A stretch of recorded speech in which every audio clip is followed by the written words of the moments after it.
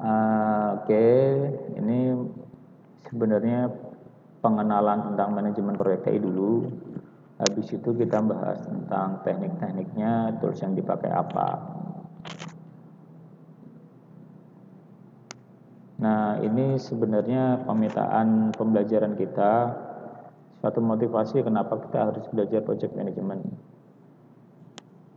Project management itu akan lebih powerful, akan lebih bermanfaat nantinya apabila kalian menjadi seorang project manager. Jadi kalau biasanya jenjangnya itu kalian masih kerja jadi staff, jadi supervisor, baru jadi manager. Nah, kalau seorang jadi manajer itu sangat-sangat perlu untuk bisa memahami apa itu project management. Kalau kalian masuk jadi staff pun nggak masalah, itu akan menjadi nilai plus yang sangat bagus dan mungkin bisa diajukan kali ya untuk menjadi level yang lebih tinggi seperti SPV ataupun manajer proyek. Motivasinya itu adalah proyek, lihat proyek dulu, kemudian ada atributnya nanti, kemudian project manager, manajer projectnya, kemudian stakeholder. Stakeholder itu orang-orang yang berkaitan dengan proyek ini. Mungkin ada user, kemudian juga ada penyokong dana, kemudian juga ada tim yang melaksanakan proyek tersebut dan sebagainya. Itu di dalam proyek. Kemudian di dalam pengelolaan project atau project management itu ada 3 constraint, triple constraint, itu 3 masalah utama yang dihadapi di semua proyek sebenarnya. Di semua proyek, cuman kita fokus di TI dulu, ya memang kita pembelajaran untuk di TI, jadi kita akan membahas 3 triple constraint ini yang lebih spesifik di bidang TI. Nanti kita ada penjelasan, kemudian ada framework yang digunakan. Framework itu kayak panduan. Gimana caranya kita menentukan bahwa kita sudah mengelola proyek itu dengan baik kalau memang tidak ada panduannya, nggak ada suatu sumber yang memang itu sudah kredibel. Nah, itu maka diperlukan framework. Knowledge area itu hal-hal yang berkaitan atau kemampuan yang harus dimiliki untuk mengelola proyek. Tools dan teknik, tools dan sama. Tools itu ya nanti yaitu yang saya bicara sebelumnya, bisa menggunakan Microsoft Project, bisa menggunakan Asana atau Trello. Nah, kemudian tekniknya apa? Tekniknya nanti ada lagi. Nah, ini ada project portfolio, kayaknya nggak sempat kita bahas nanti. Itu sebenarnya portfolio project, sampel-sampel project. Kemudian ada project manager. Nah, nanti kita akan bahas PMO, project management officer. Ini suatu organisasi khusus untuk project management yang dia menghadirkan suatu sertifikasi diambil, berarti orang itu sudah mempunyai kemampuan dalam pengelolaan proyek TI.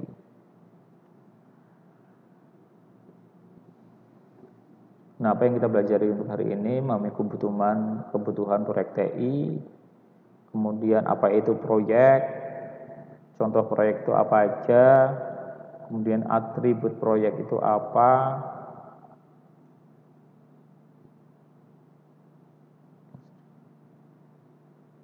kemudian ini triple constraint dari project management, kemudian apa itu manajemen proyek, elemen kunci dari manajemen, kemudian pemangku kepentingan proyek ini yang tadi saya sebutkan yaitu stakeholder, tools dan goals dari proyek itu sendiri.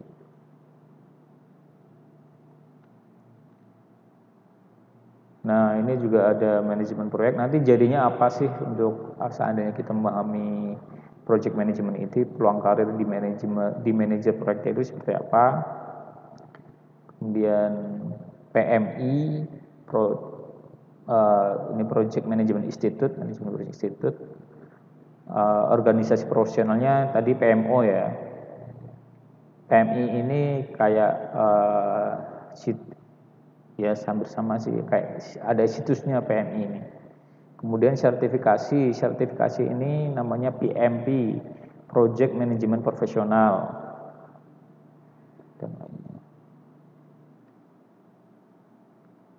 Nah, sebagai awalan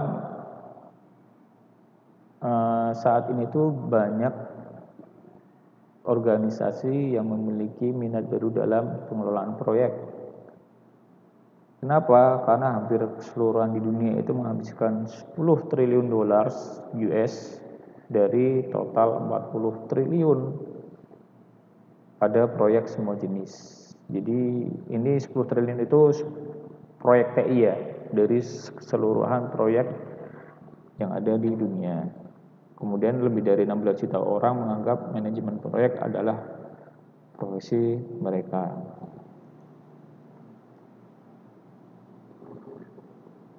Kalau seandainya kalian minat sebagai project manager, Pak, bisa nggak sih kita jadi project manager, kan kita baru lulus gitu kan? Bisa, Mas. Di perusahaan-perusahaan yang besar yang saat ini kayak startup seperti Tokped, seperti Shopee, Bukalapak, kalau kalian lihat, coba searching aja deh. Itu orang-orangnya seorang project manager itu masih muda, umur 20-an, 30-an awal, itu udah jadi project manager. Padahal experience-nya itu cuman paling 2 tahun, 3 tahun.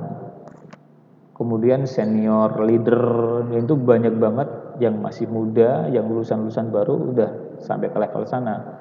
Loh kok bisa, Pak? Nah itu ada beberapa kunci, ada beberapa hal yang telah mereka kuasai, dan mungkin beberapa dari mereka sudah melakukan sertifikasi project management PMP tadi.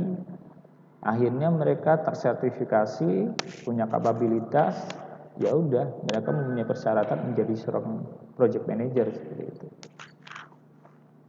Jadi tidak menutup kemungkinan kalau kalian minat di bidang ini, itu kalian bisa menjadi seorang project manager di usia muda, dan itu gajinya wow. Di Indonesia sendiri gaji project manager itu sekitar 20-50 juta per orang per bulan. Di US itu 100 ribu dolar per tahun, itu kalau per bulannya itu saya hitung tadi itu sekitar 100 jutaan lebih. Itu di US, belum di Amerika. Di terendahnya aja di Mesir itu sekitar 24 ribu dolar. Di Indonesia sendiri ini tahun 2013 ya. Saya pernah cerita dosen saya waktu di UI itu, dia seorang project manager, ditawari oleh perusahaan multinasional dengan gaji 80 juta, dan itu dikasih sama perusahaan oleh tersebut. Itu perusahaan IT. Padahal dia di sebelumnya itu gajinya mungkin sekitar 40-50 itu di IBM kalau nggak salah beliau. Wow kan, itu udah luar biasa banget itu gajinya gitu. Nah, keterima yang dicari untuk pegawai dari lulusan perguruan negeri baru ya kali ini kalau kalian lulus nanti semuanya terkait dengan manajemen proyek, pengelolaan tim, pengambil keputusan, problem solving, dan komunikasi secara verbal. Jadi harus pintar ngomong juga. Nah, kemudian organisasi itu kenapa sih butuh project management? Organisasi itu membuang 109 juta dolar untuk setiap 1 miliar dolar yang dihabiskan untuk proyek. Jadi sekitar 10% dari biaya yang dihabiskan dari satu proyek itu mereka nggak efektif gitu loh. Biayanya itu terbuang nggak efektif karena nggak ada pengelolaan proyek yang baik gitu. Itu menurut analisis yang dilakukan oleh PMI, Pulse of the Profession.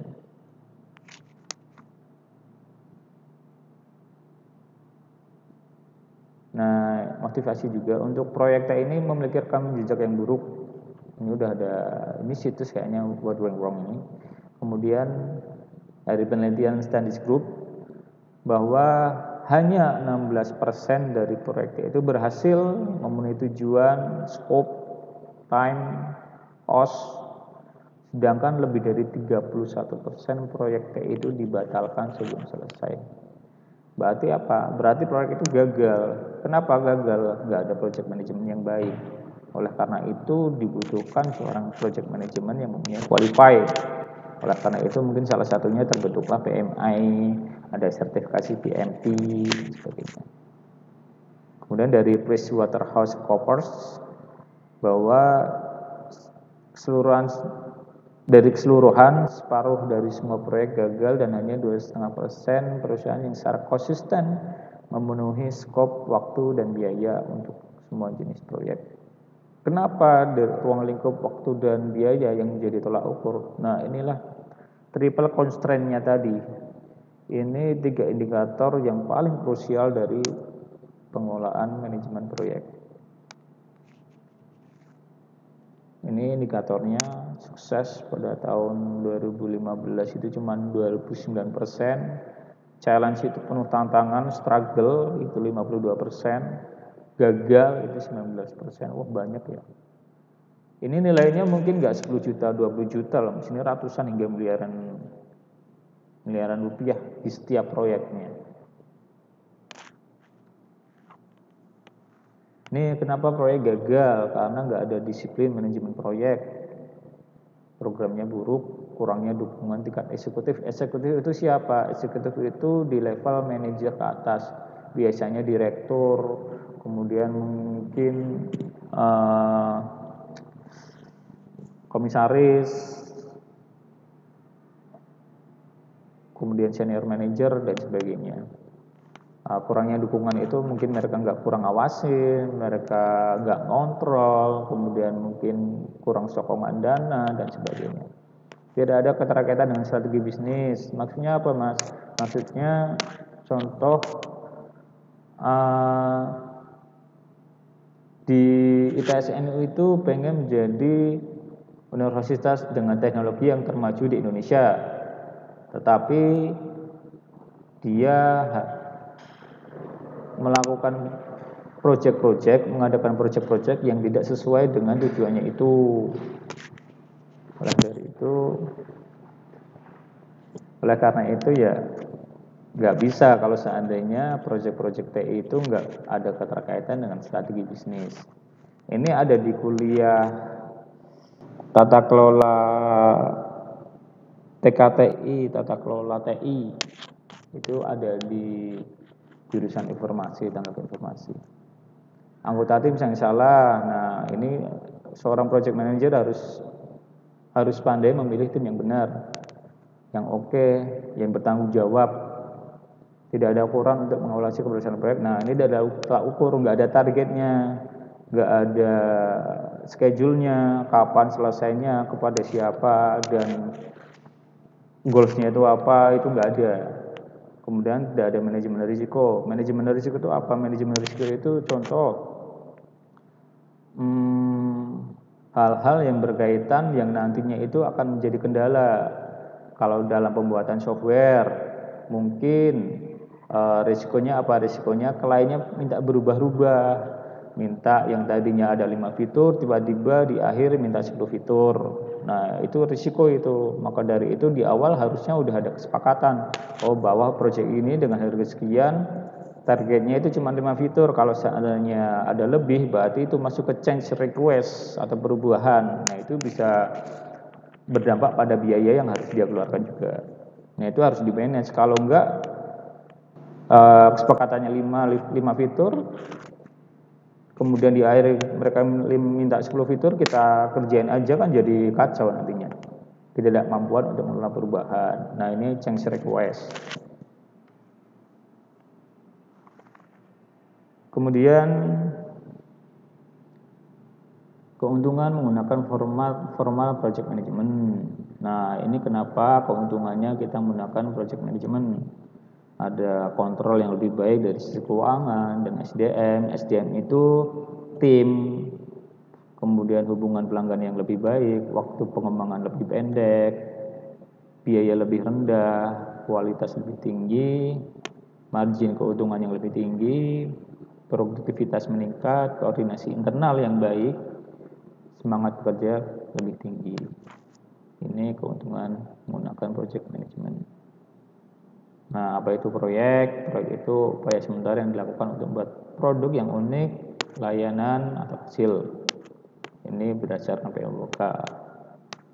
Ya, baca sederhananya sih, proyek itu adalah sesuatu yang memang harus kita selesaikan, yang bersifatnya mungkin sementara. Nggak mungkin kan suatu proyek berlangsung terus sampai nggak ada ujungnya, kan nggak. Pasti ada ujungnya, entah itu berhasil atau itu gagal kemudian dihentikan, pasti ada ujungnya. Nggak mungkin selama-lamanya. Operasi proyek berakhir ketika tujuan telah selesai atau proyek telah dihentikan. Kemudian proyek bisa besar atau kecil.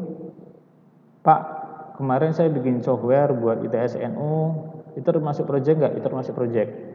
Pak, saya bikin ngurusi jaringan nih, masang kabelan di perusahaan asuransi, itu termasuk proyek nggak? Itu termasuk proyek. Nah, macam-macam. Kalau proyeknya gede itu butuh waktu yang lama, kalau proyeknya kecil itu mungkin butuh waktu yang singkat. Kemudian contoh proyek TI. Contoh proyek TI itu sebuah tim, nah ini ada buat aplikasi smartphone, jualnya di online. Kemudian sebuah perusahaan mengembangkan mobil tanpa pengemudi kayak Tesla itu. Kemudian sebuah kelompok pemerintah mengembangkan sistem untuk melacak imunisasi anak. Kemudian ada lain, bank global mengakuisisi lembaga keuangan lain, mengkonsolidasikan sistem-sistem dan prosedur. Apa ini termasuk proyek TI, Pak? Termasuk, karena sistem-sistem ini banyak, ada infrastruktur, kemudian sistemnya harus diintegrasikan, kemudian timnya seperti apa. Nah, ini termasuk contoh proyek TI. Dari sini ada yang tanyain dulu nggak?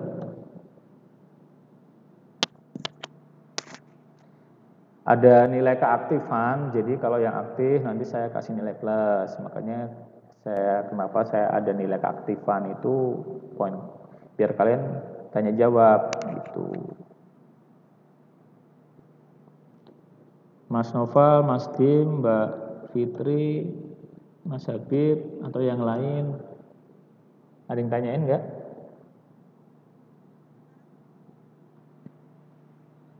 Aman, paham ya? Oke, lanjut. Gartner memperkirakan 2015 akan lebih dari 70 miliar unduhan aplikasi setiap tahun. Ternyata hampir 2 kali lipat. Itu 2014, Bu. Sekarang 2021. Facebook sejauh ini merupakan aplikasi yang paling banyak diunduh. Nah, kemudian tantangannya apa? Tantangannya adalah mengembangkan aplikasi yang berguna, membuat pekerja fokus pada situasi yang penuh dengan distraksi sosial media, distraksi video, macam-macam. Sekarang kan orang lebih, saya aja ngitung ya, saya pegang HP setiap hari itu anggap aja 24 jam. Normal kita tidur 8 jam, berarti tinggal berapa itu? 16 jam. 16 jam. Kemudian saya pegang HP itu bisa sampai 5-8 jam per hari. Wah, itu separuh dari kehidupan saya. Setiap harinya itu pegang HP. Konyol sih sebenarnya. Cuman ya memang sekarang ini banyak yang memang kayak gitu. Apalagi yang masih muda kan, apa-apa HP. Sebenarnya itu banyak distraksinya sebenarnya itu.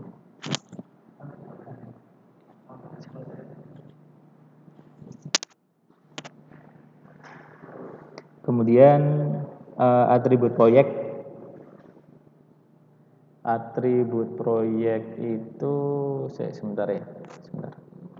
Saya ngecek dulu ada rapat enggak.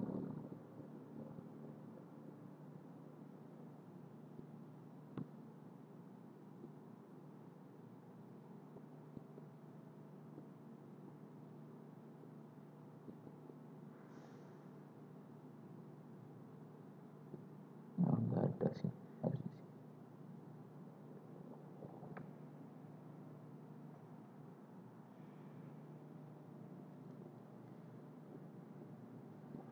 Nah ini proyek atribut proyek itu harus punya tujuan, goalsnya itu apa, kemudian nggak mungkin berlangsung selama-lamanya, harus punya waktu, oh ngerjain program aplikasi TSNU contohnya harus maksimal 3 bulan, targetnya 2 bulan, kasih tengah waktu 1 bulan, jadi 3 bulan, dikembangkan menggunakan elaborasi progresif, harus ada sumber dayanya, harus ada tim, bisa jadi nggak cuma dari TI doang, bisa jadi dari industri atau fisika. Kemudian harus punya pelanggan atau sponsor utama. Yang dananya siapa? Apakah dari A atau B atau C? Kemudian sponsor proyek biasanya memberikan arahan pendanaan. Jadi memberikan arahan itu, ini loh tujuan saya bikin aplikasi ini itu tujuannya ini, goalsnya itu ini. Saya pengen orang-orang itu makainya karena ini. Dan kemudian ada tidak pastian. Nah ini sering banyak nih yang menjadi kendala bahkan sampai saat ini. Ada proyek 50 juta bikin aplikasi untuk absen, kemudian sama konsultan A yang pesan Pak Budi. Nah ternyata setelah jadi 2 bulan udah jadi, Pak Budi, Pak Mas ini tambahin ini dong, tambahin ini dong, tambahin ini dong. Nah ini tidak kepastian ini. Harusnya ada kesepakatan. Dan ini pasti salah-salahan nanti ujung-ujungnya. Makanya nanti ada metode namanya agile, itu di mana setiap progres itu koordinasi dengan user, setiap progres koordinasi dengan user. Jadi sampai di akhir itu nggak bolak-balik, udah jadi suruh ngulangi lagi, balik, udah jadi ngulangi lagi, itu kan buang-buang waktu dan biaya. Kemudian project stakeholder. Stakeholder itu siapa? Orang yang terlibat, yang berpengaruh di proyek kegiatan. Bisa orang yang danai, sponsor proyek, manajer proyeknya harus ada, timnya, developernya siapa, desainnya siapa, kemudian kalau ada jaringannya siapa, staf pendukung itu administrasi, pelanggan itu usernya mahasiswa atau pelaku yang lain atau masyarakat, pengguna termasuk juga pemasok itu kalau seandainya project itu bikin data center yang ada servernya, yang ada jari kabel-kabelnya, nah itu pemasoknya itu yang memberikan siapa? Apa dari PTA, PTB, PTC. Penentang proyek biasanya itu mungkin dari kalangan stakeholder di level atas yang memang dia mengkritisi, oh ini seharusnya itu nggak seperti ini, harusnya itu lebih baik atau dan sebagainya. Memang harus ada. Buat apa? Buat kita mungkin sebagai konsultan nggak seenaknya sendiri, harus ada yang meluruskan, kalau belok harus Mas ini salah, harus diluruskan. Nah itu harus ada, walaupun memang sudah ada manajer proyek, cuman kadangkala perlu seseorang yang memang paham dan meluruskan kalau memang ada kesalahan. Manajer proyek itu bekerja dengan sponsor, koordinasinya ya ini ya, koordinasinya dengan sponsor yang ngasih dana sama tim juga. Jadi manajer proyek ini harus punya dua bahasa, bahasa ke orang-orang bisnis dan bahasa ke orang-orang developer. Pada biasanya pengalaman saya, orang-orang developer itu akan susah ngomong secara bisnis. Contohnya di tim developer itu ngomong sama direktur itu nggak bisa, karena Mas kenapa programnya belum jadi? Oh ini Pak, ini masih ada masalah sama CRUD-nya, ini hostingnya belum bisa. Oh Pak, ini bahasa pemrogramannya nggak support, Pak ini database-nya error. Ya seorang bisnis yang memang dia nggak tahu TI, yang nggak kuliah TI, itu nggak mudeng apa itu database, atau itu PHP, apa itu bahasa pemrograman. Saya taunya pengennya program itu jadi, dan penjelasannya nggak seperti itu harusnya. Nah itu yang menjelaskan secara bisnis itu seorang manajer proyek. Maka dari itu kalau kalian kerja itu pasti kalau kalian ditanya sama seorang pimpinan juga kalian harus tahu, oh kita tuh ngomong sama siapa sih? Sama tim kita atau sama orang lain? Kalau sama orang lain yang nggak tahu TI, kita harus menggunakan bahasa yang lebih sederhana. Contohnya, oh kenapa programnya belum jadi? Oh iya Pak, karena kita masih dalam progres. Rencananya minggu depan kita akan selesaikan beberapa kendala yang kita hadapi, mungkin dari masalah infrastruktur TI-nya Pak. Oh memang ada tim yang memang kemarin sakit, jadi belum bisa menyelesaikan. Kita nggak bisa bahas secara teknikal banget ke orang bisnis, itu nggak bisa. Nah kemudian program itu apa? Sekelompok proyek terkait dengan pengelola syarat koordinasi untuk mendapatkan manfaat. Ya ini bahasa teori lah. Kemudian manajer proyek mengawasi program. Sebentar saya tak matiin ini dulu ya.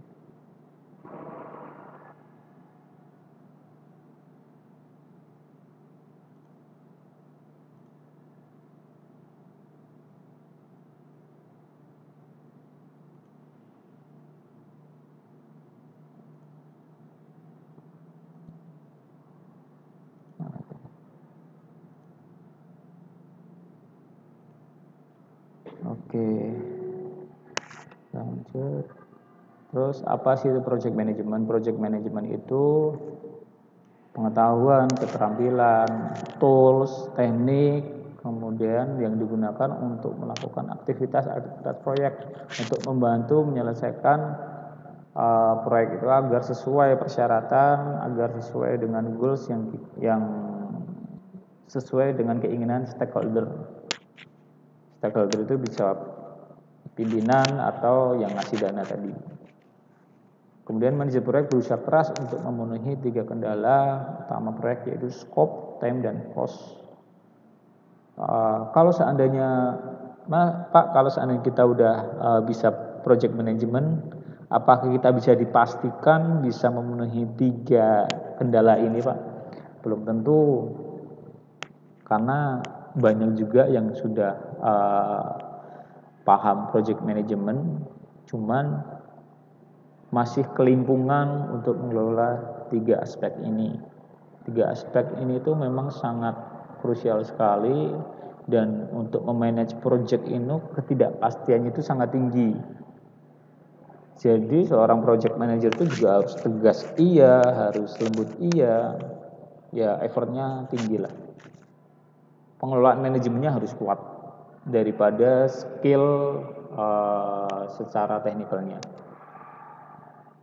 Kalau kalian Pak, saya tuh kurang bisa deh ngoding, saya kurang bisa deh jaringan, cuman saya suka berorganisasi, saya suka ngomong dengan orang lain, saya bisa menjelaskan ke orang lain dengan mudah, dengan bahasa yang lebih sederhana, mereka tuh cepat paham kalau seandainya saya ngomong. Nah itu bisa jadi salah satu poin-poin penting untuk menjadi seorang project manager.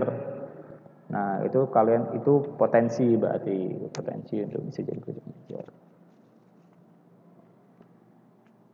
Nah ini scope, cost, time. Scope itu ruang lingkup. Ruang lingkup itu maksudnya apa Pak? Ruang lingkup itu ya tadi, Pak saya pengen bikin suatu aplikasi yang bisa mahasiswa itu absen di rumah, contohnya kayak gitu. Cuman mahasiswa aja ya. Nah kemudian dari pimpinan itu bilang pas kalian ngerjain, ternyata saya pengen ada dosen juga. Nah itu udah keluar dari skop itu. Harusnya itu bilang di awal, oh skopnya kalau seandainya memang berubah dan itu kesepakatan, itu harus ada change request atau perubahan permintaan yang itu nanti berdampak pada biaya.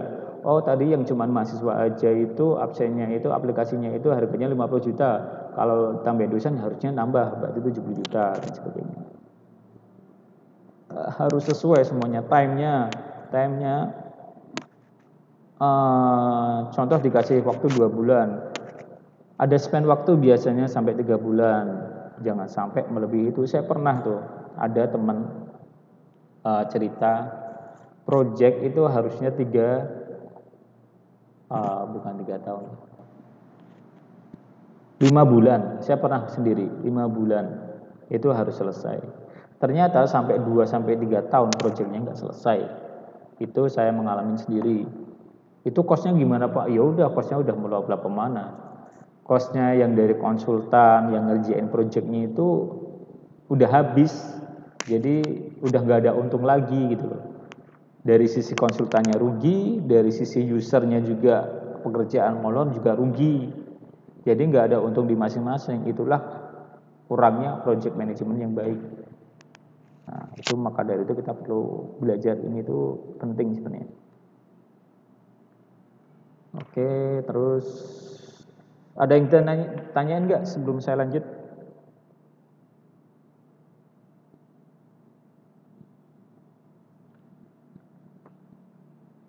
Oke, jelas ya? Yang saya terangin jelas nggak tadi? Atau bingung? Oke. Kemudian nah ini 10 knowledge area. Inilah skill-skill keterampilan-keterampilan yang harus dikuasai seorang project manager. Ini tuh sebenarnya gini, saya nggak memfokuskan kepada project manager ya. Cuman kalau seandainya kalian, oh Pak saya baru jadi staff TI, saya cuman baru seorang developer, berarti saya nggak manfaat dong kalau belajar ini. Nggak. Kalau kalian tahu ini, kalian tuh punya nilai plus banget. Jadi kalian bisa mengontrol, oh harusnya itu kalau skopnya itu harusnya seperti ini. Jadi kalau seandainya melebar-lebar, kamu bisa usul, Pak harusnya itu seperti ini. Oh ternyata di dalam pelaksanaan proyek itu belum ada namanya risk management. Kamu bisa usulkan, oh harus, kamu juga bisa mikir sendiri, kamu bisa usulkan, oh berarti kalau proyek aplikasi kayak gini tuh biasanya itu ada risiko seperti ini, seperti ini, seperti ini. Kamu bisa mengantisipasi risiko-risiko itu sebelum datangnya risiko tersebut. Nah, kemudian human resource. Oh, ini sepertinya orangnya kurang atau kelebihan. Kamu bisa usul, kamu bisa bilang, kamu bisa mengontrol bahwa oh ini kelebihan, oh ini kurang nih kalau seandainya orang bikin proyek seperti ini dengan orang cuma segini. Ini soalnya gini kan, kita semua kan seandainya jadi staff nggak pengen jadi staff terus kan sampai umur 30-40, pasti kita pengen naik. Nah inilah skill-skill yang harus kalian punyai dari sekarang. Kalau mungkin kalian nggak butuhkan sekarang, kalian mungkin butuhkan tahun-tahun ke depan. Yang penting kalian tahu dulu, oh ini ada ilmu untuk manage proyek. Kalian bisa buka lagi ilmu ini, kalian bisa terapkan di pekerjaan masing-masing. Scope itu orang lingkup, time itu time pekerjaan, cost, biaya, quality, human resource, orangnya, komunikasi antara tim developer sama project manager sama stakeholder lainnya, risk management, pengelolaan risiko harus ada, procurement, ini mungkin orang-orang kayak vendor-vendor yang terlibat dalam proyek tersebut. Kayak tadi saya sebut, saya bikin data center, saya butuh rak, saya butuh server, saya butuh kabel. Nah, harus ada pengelolaan vendor-vendor tersebut. Ngirimnya harus tepat waktu, kemudian juga garansinya gimana, kalau ada yang rusak apakah bisa langsung diganti, dan kemudian tersedia nggak di Indonesia, kalau nggak tersedia harus impor dari luar, berapa waktunya. Kan itu kan harus di-scheduling dengan tepat, kalau enggak molor-molor terus kalau kayak gitu. Nah, kemudian stakeholder management. Tools yang digunakan tadi ada Microsoft Project, ada Asana, ada Trello, dan ada masih banyak lainnya. Kemudian project portfolio, ini berdasarkan project-project sebelumnya di benchmarking atau bisa dibandingkan. Dan kemudian salah ding, bukan itu maksudnya itu Kalau seandainya udah menguasai ini dibantu dengan tools dan teknik, project 1 sukses, project 2 sukses, project 3 sukses, project 4 sukses. Kemudian apa yang didapatkan? Yaitu organisasinya juga sukses, lembaganya juga sukses. Contohnya kayak mungkin perusahaan-perusahaan seperti Tokped, seperti Shopee, Astra Internasional. Itu karena mereka melakukan project-project dengan sukses ini. Ada berbagai project mereka sukses. Mereka juga pasti melakukan ini, 10 knowledge area ini. Dan mereka punya project manager yang memang punya kompeten di bidang itu, nggak cuma asal-asalan.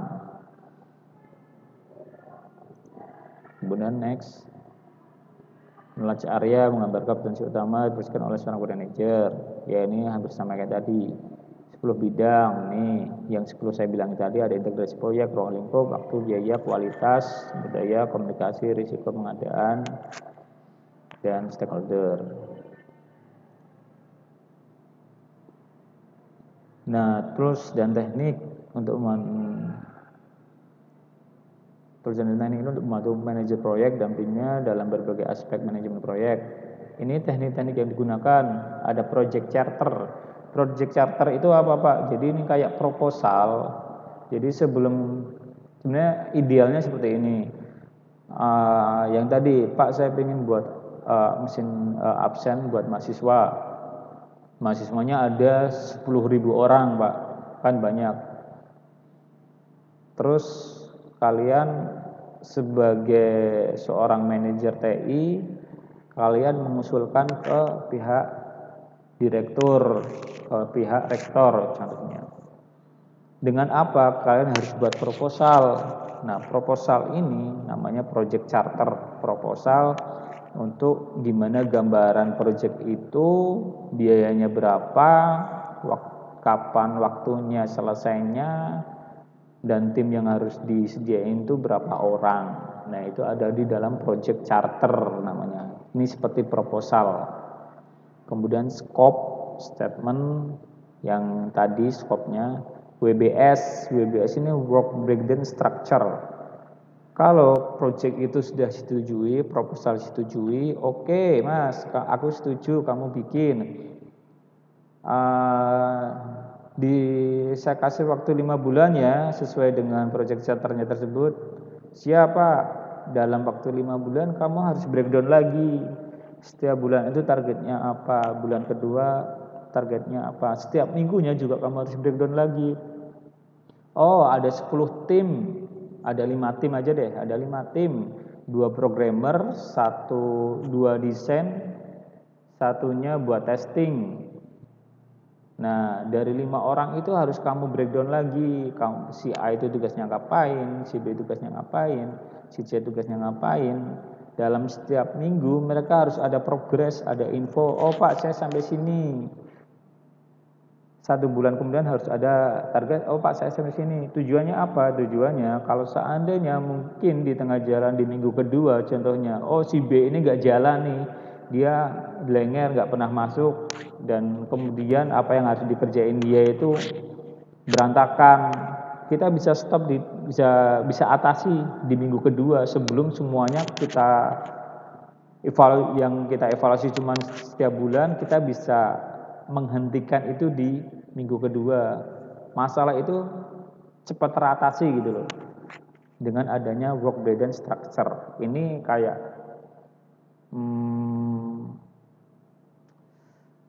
melakukan breakdown pekerjaan lah. Jadi harus punya schedule-nya masing-masing, kerjanya ngapain, mereka harus laporan setiap hari atau setiap minggunya yang ditentukan oleh project manager. Ini ada di Microsoft Project kalau nggak salah. Nanti kita latihan ini WBS. Ada Gantt chart. Gantt chart ini sebenarnya apa ya? Ini progres dari project tersebut. Contohnya, saya bikin aplikasi absen tadi. Di bulan pertama targetnya saya bikin database. Di bulan database sama interface. Di bulan kedua database-nya sudah selesai. Dari 10 fitur, 2 fitur selesai. Bulan ketiga 5 fitur selesai, bulan keempat 8 fitur selesai, bulan kelima 10 fitur selesai. Nah itu ada gancapnya, setiap bulan, setiap waktu, minggu sesuai dengan schedule itu harus dievaluasi. Ada network diagram, alurnya, critical path analysis, ada change scheduling, time-nya seperti apa. Nah, ini salah satu berbagai teknik yang digunakan dalam project management. Kemudian perkiraan biaya, manajemen nilai yang diperoleh. Ada yang ditanyain nggak mengenai ini tools tekniknya ini? Atau yang sebelumnya? Knowledge area?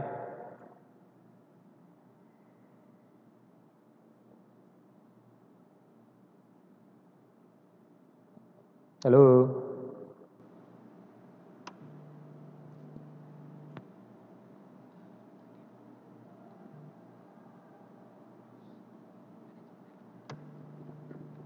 Oh ini ya, procurement management ya?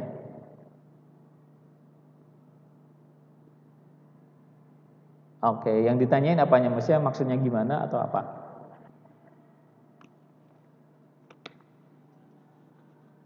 Oh oke.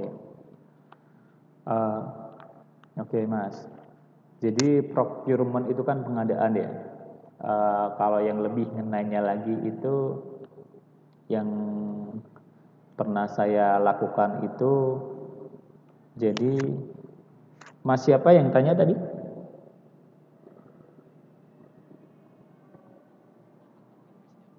Mas Alvin ya. Mas Alvin, dulu di perusahaan saya pernah jadi seorang sistem administrator. Kerjanya ngurusin jaringan server sama data center. Saya tuh ada data center di perusahaan tersebut. Data center itu apa? Data center itu pusatnya data yang dimana perangkat-perangkat fisiknya itu ada rak, ada 10 server, kemudian ada UPS, kemudian ada kabel, kemudian juga ada switch, router, semua terkumpul di data center. Nah, itu deskripsi gambarannya data center. Kemudian saya ada proyek melakukan pembenahan data center. Saya pengen penambahan rak, penambahan penambahan rak, penambahan server, UPS dan AC. Itu kan termasuk proyek kan. Dan manajemen cabling sebenarnya sama 4 poin. Di dalam proyek tersebut waktunya 3 bulan. Skopnya 4 itu, time-nya 4 bulan, cost-nya kita anggap aja 100 juta. Quality management itu kualitas sebenarnya lebih ke pengelolaannya. Human resource management-nya itu terdiri, saya di sana ada 2 tim, jadi sama saya ada 3 orang. Communication management, saya punya project manager 1, saya punya 2 staff, berarti saya komunikasi harus ke staff saya dan saya harus komunikasi juga ke project manager saya, project management ya, manager saya bukan project manager ya, saya sebagai project manajernya. Atasan saya itu seorang manajer lagi yang dia harus mengawasi dari project ini. Kemudian risk manajemennya itu apa? Risk manajemennya itu contohnya kita udah scheduling, kita udah bikin WBS, work breakdown structure, dalam 3 bulan itu setiap minggunya itu progresnya apa aja. Nah, risknya apa? Risknya terkait dengan procurement management ini. Apa itu Pak? Jadi itu kan semuanya, hampir semuanya berupa barang fisik. Saya ada penambahan rak, ada penambahan server dan kabel, satu lagi AC. Dari 4 perangkat ini, itu saya ada 3 vendor Satu menyediakan AC, dua menyediakan rak sama server, satu yang menyediakan kabel. Nah, masing-masing dari 3 vendor ini ngasih barangnya itu nggak sama. Jadi kita harus mengelola setiap dari vendor-vendor ini harus sesuai dengan schedule yang telah kita tentukan. Kita buat schedule dulu. Oh, ini barang kabel ini datangnya di minggu kedua. Berarti tim saya itu kerjanya di minggu kedua. Kalau terus kemudian apa? Terus kemudian barang rak dan server ini ada datang di minggu ketiga. Berarti setelah itu, setelah kabel selesai, si tim saya itu harus kerja ngerjain server sama rak itu di minggu ketiga. Ada 2 poin itu dulu ya. Nah, procurement manajemennya gimana? Saya harus memastikan bahwa vendor-vendor tersebut itu harus datang barangnya sesuai dengan waktu yang telah kita tentukan. Gimana kalau seandainya molor, Pak? Nah, itu adalah risk manajemennya. Pernah nggak, Pak? Pernah. Jadi yang harusnya datang di minggu kedua karena barang itu impor, ada keterlambatan di minggu ketiga. Berarti apa? Berarti tim saya yang cuma 2 orang itu harus kerja double dong. Iya kan? Sedangkan di minggu 2 dia nggak ngapa-ngapain. Nah, itulah perlunya procurement management. Lah, itu gimana Pak kalau kayak gitu? Kamu harus rescheduling lagi, koordinator lagi. Kemungkinan kalau tidak waktunya lebih molor seminggu atau enggak, waktu pengerjaannya yang kita persempit atau kita percepat. Yang tadinya mungkin ngerjain kabel itu 10 hari, kita jadi 5 hari. Bisa Pak kayak gitu? Bisa, dan harus bisa. Itulah namanya ketidakpastian. Dan staf Anda komplain nggak Pak? Ya pasti komplain. Nah, itulah seorang project manager itu harus pintar-pintar ngomong ke staf, harus memberikan pengertian. Oh, ini loh situasinya itu seperti ini. Jangan, saya nggak mau tahu, saya pengennya itu jadi, nggak bisa kayak gitu. Nah, harusnya diomongin baik-baik, secara komunikasi verbalnya juga bagus dan sebagainya. Itulah Mas. Jadi procurement management itu lebih ke pengadaan ya, pengadaan barang-barang terkait dengan proyek. Contohnya tadi itu ada pengadaan server, rak, kabel. Nah, itu harus sesuai dengan schedule-nya masing-masing. Nah, ada Mas kurang jelas Mas Alvin? Oke, sip. Ada lagi enggak? Oke, ada lagi enggak? Yang lain mungkin?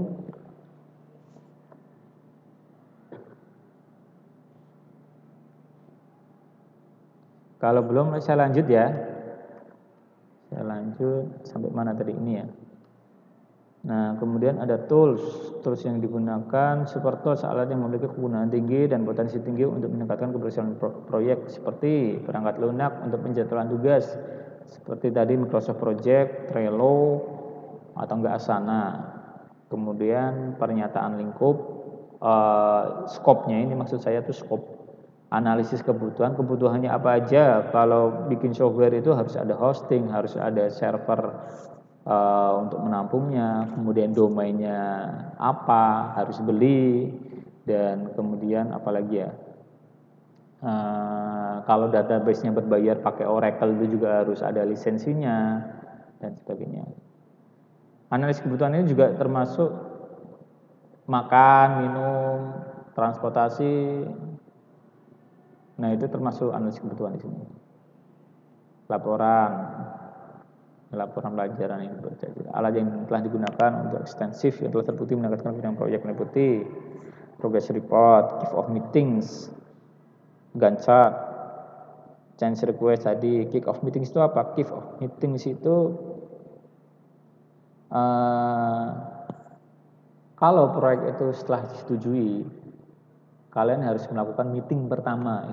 Meeting pertama itu antara stakeholder, tim, sama dengan pemangku penyokong dana, project manager, atau seorang direktur, itu harus ada meeting, namanya kick off meeting, pertemuan awal, itu penting itu. Untuk menjelaskan gambaran proyek itu mau dilakukan kapan, gimana, kemudian targetnya apa,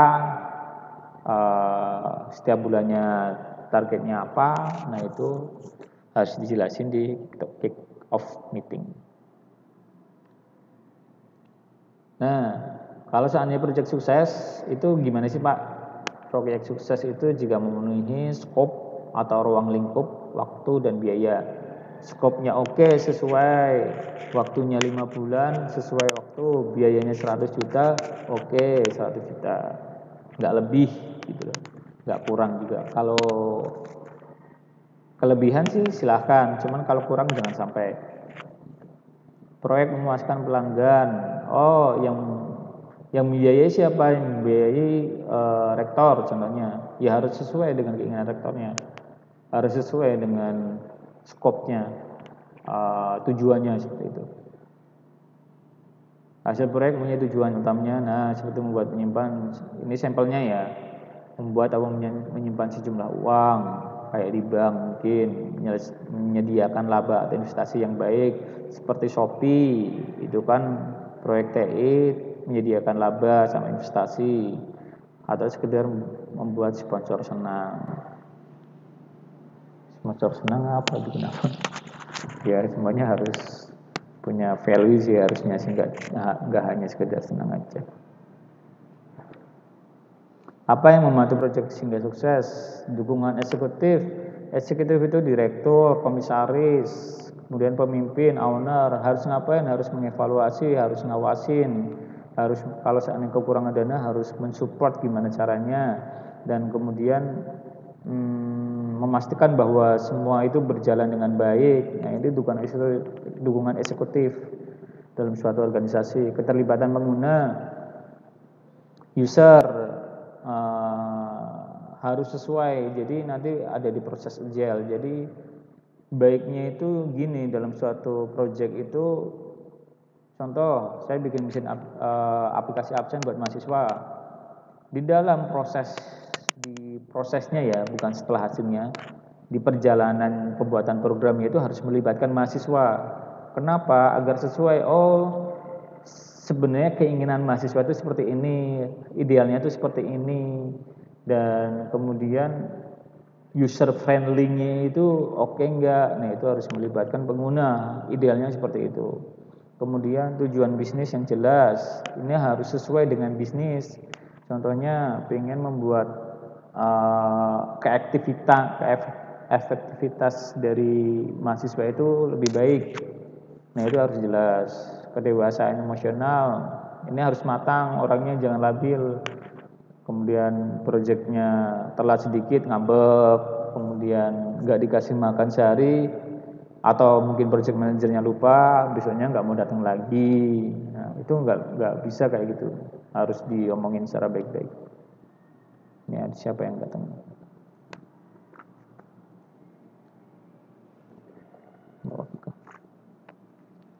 Halo Bapak Viko.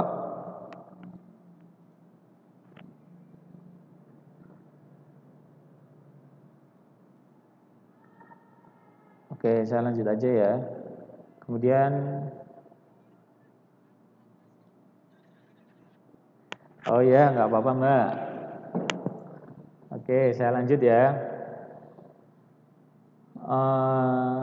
Yang membantu proyek sukses itu mengoptimalkan ruang lingkupnya. Nah itu harus sesuai dengan skopnya. Ini kenapa saya ulangi berkali-kali.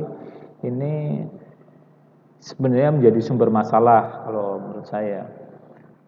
Contohnya ada 5 fitur yang harus diselesaikan, targetnya ditambah 10, jadi emosional kan, kerjanya lebih, kemudian juga keterlibatan penggunaan juga lebih, dukungan eksekutifnya juga harus lebih, makanya skop ini harus dijaga dengan sangat baik gitu loh. Kalau seandainya ada perubahan pun harus sesuaikan dengan tim sama biaya.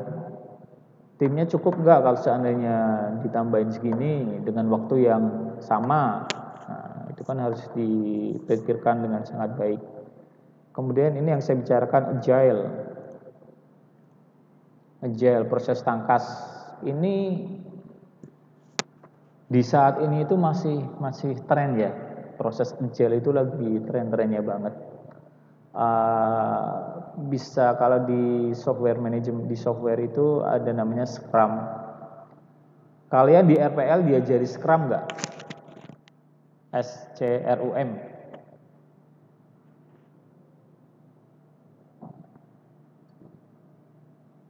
Atau di mata kuliah lain ada pelajaran Scrum nggak?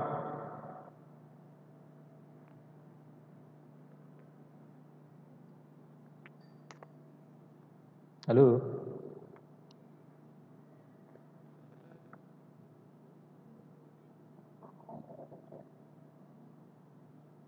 Nggak ada?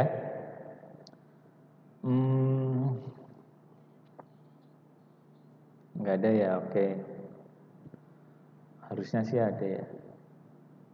Ya wis lah. Jadi agile ini gini, yang tadi saya udah jelasin sebenarnya. Di saat proses pembuatan aplikasi mahasiswa absen ya, yang tadi saya singgung terus, itu harus melibatkan mahasiswa, harus melibatkan penggunanya itu sendiri.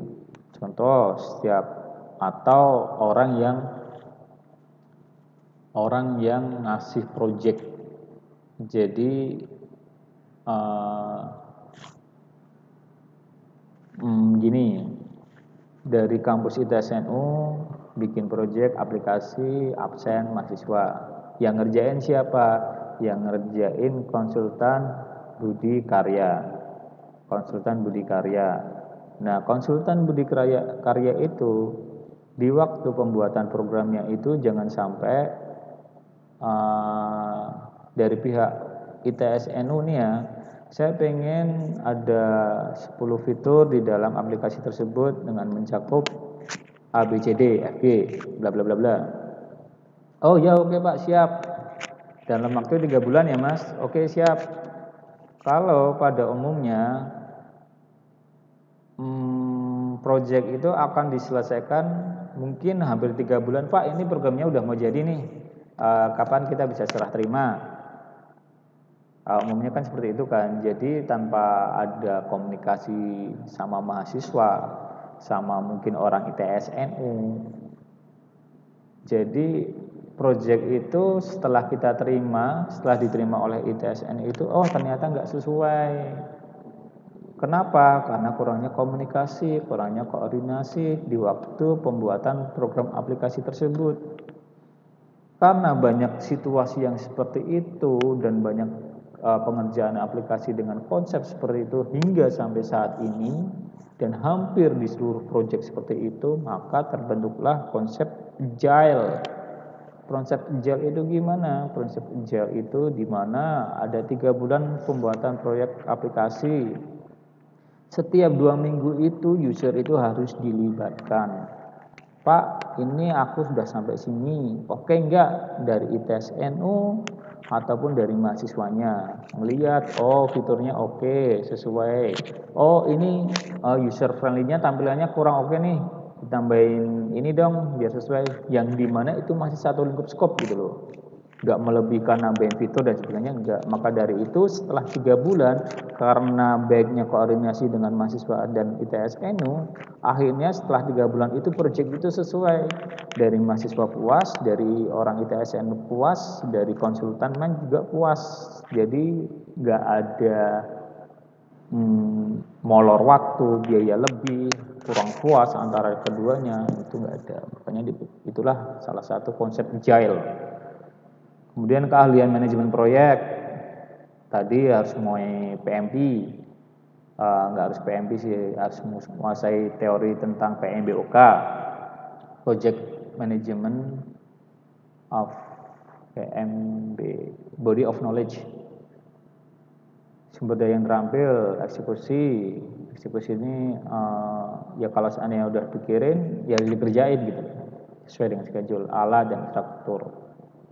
Alat itu tools, bisa jadi infrastruktur apa? Infrastruktur itu harus ya sesuai, kalau seandainya bikin program aplikasi dia harus ada servernya, harus ada penyedia hostingnya, kemudian juga komputernya ada, yang akses siapa, itu harus ada.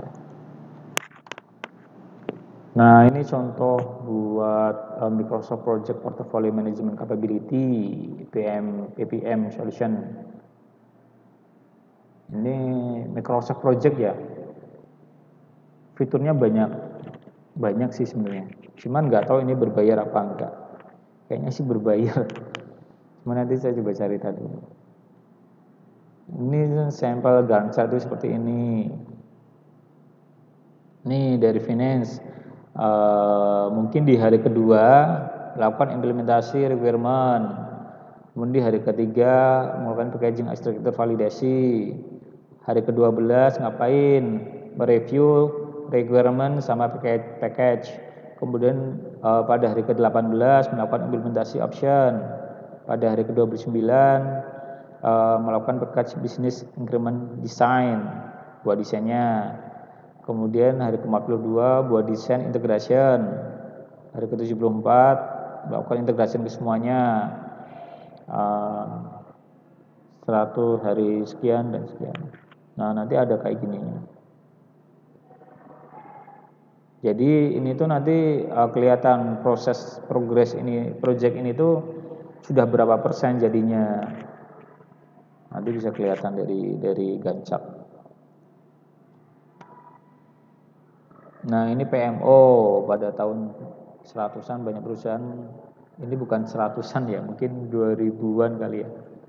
Membuat PMO untuk membantu mereka menangani peningkatan jumlah dan kompetensi proyek. Kantor proyek manajemen PMO melakukan koordinasi di seluruh organisasi. Jadi di seluruh dunia itu koordinator untuk project management itu namanya PMO.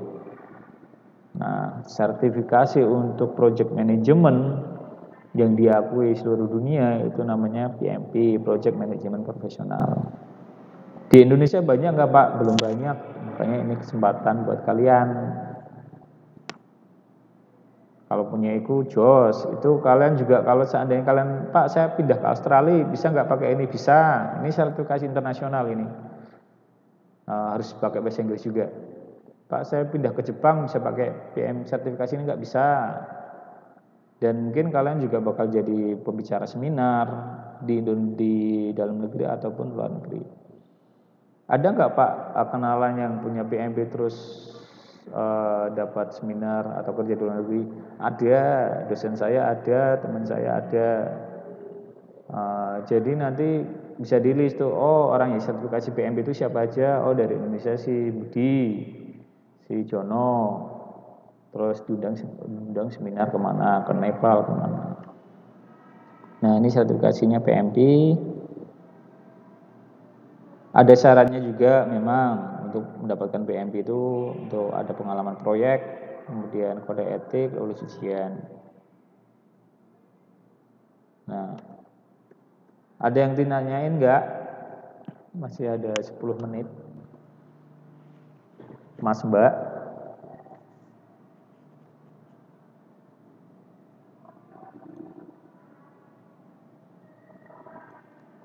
Ada yang ditanyain? Siapa aja di sini 15 orang, lumayan lah ya. Ayo.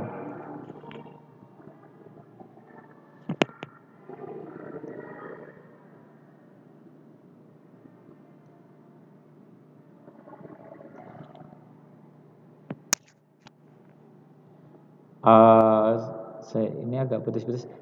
Itu software yang digunakan membuat aplikasi di handphone ya Mas? Bener nggak pertanyaannya? Oh, aplikasi yang digunakan buat di handphone itu biasanya itu kan tergantung Mas kalian di handphone itu basisnya itu apa? Android, apa iPhone, kemudian apa, kan ada sekarang ada operating system Chrome ya mungkin banyak kan Android sih, Android sama iOS buat Apple. Kalau Android itu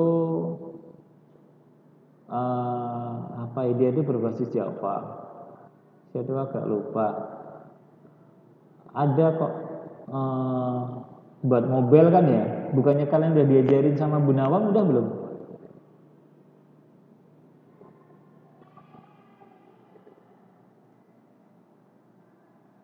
Udah ada pemrograman mobile nggak?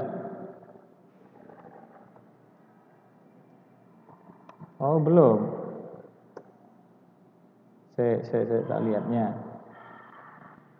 Oh masih pemrograman web. Oke. Kalau setahu saya, mungkin saya bukan spesialis di bidang itu ya. Cuman sepaham saya dan ada teman yang cewek dulu di Jakarta itu cewek, dia mahir di pemrograman Android, memang spesialis dia. Dia pakainya Android Studio. Kemudian bisa pakai Eclipse juga, namanya softwarenya Android Studio atau Eclipse. Oke, terima kasih buat teman-teman yang udah hadir. Mohon maaf kalau ada saya salah kata. Minggu depan kita lanjut lagi. Nanti saya coba cek untuk waktu prakteknya. Moga aja yang ada yang available dan sesuai dengan jadwal kalian. Terima kasih. Wassalamualaikum warahmatullahi wabarakatuh.